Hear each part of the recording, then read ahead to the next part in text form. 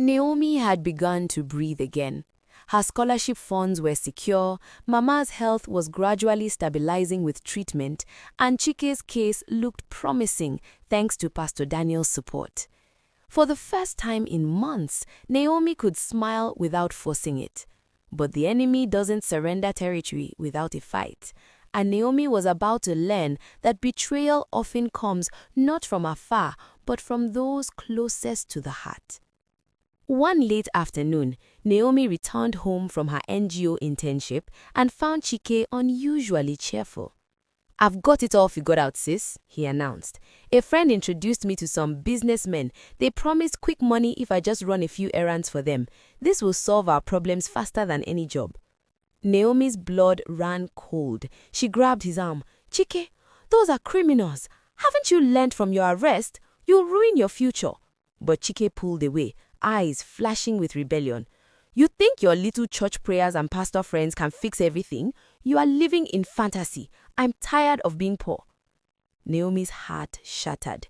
She had carried his burdens, prayed for him, and even sacrificed her own needs. And now he was walking back into the trap that nearly destroyed him. She whispered in anguish, "Lord, why is my own brother becoming the thorn in my flesh?" As if Chike's defiance wasn't enough, David re-emerged with a vengeance. He stormed into the hospital one evening, demanding to see Mama. Naomi blocked his path. "What do you want?" David sneered. "I want what's mine. You've been living large with that scholarship and NGO money, pretending you don't need me.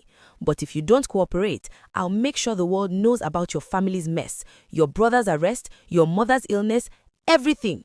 Let's see how holy Naomi survives that scandal." Naomi's hands trembled, but she stood her ground. "David, you can't destroy what God is building. You may try, but the Lord is my defender." Still, his threats gnawed at her mind like poison.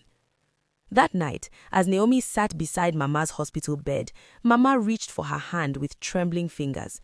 "My daughter," she whispered weakly, "there's something I've hidden for years. You need to know the truth." Naomi's chest tightened. "Mama, please, don't strain yourself." But Mama's eyes filled with tears. "Your father, he didn't die the way I told you. He didn't pass away peacefully. He left us. He abandoned me for another woman. I lied to protect you and Chike." Naomi gasped, the words stabbing her like a dagger.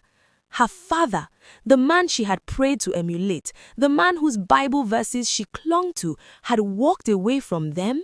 The ground beneath her felt like it was crumbling. Mama sobbed. "Forgive me for hiding it. I thought I was shielding you, but maybe I only added to your pain." Naomi sat frozen, betrayal crashing down on her from all directions. Her brother, David, and now even the hidden truth about her father. That night, Naomi staggered into the hospital chapel, unable to breathe from the weight of it all. She dropped to her knees, fists pounding the floor. "Lord, how much more? Betrayed by friends, crushed by family secrets, hunted by enemies. Where are you in all this?" Her sobs echoed in the empty room. Then her eyes fell on the cross at the front of the chapel. She remembered how Jesus was betrayed by Judas, denied by Peter, abandoned by the disciples, and rejected by his own people. A whisper stirred in her heart. "My child, I was betrayed too. I know your pain, but out of betrayal..." "Where are you in all this?" Her sobs echoed in the empty room. Then her eyes fell on the cross at the front of the chapel. She remembered how Jesus was betrayed by Judas, denied by Peter, abandoned by the disciples, and rejected by his own people. A whisper stirred in her heart. "My child, I was betrayed too. I know your pain, but out of betrayal came resurrection. Out of rejection came redemption. This too will pass into glory." Naomi collapsed into the pew, exhausted yet strangely comforted.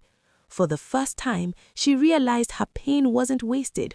God was shaping her through it. Wiping her tears, Naomi rose slowly. The shocks had shaken her, but they hadn't destroyed her. She whispered, "I may be betrayed, but I am not forsaken. I may be pressed, but I am not crushed. Lord, I trust you.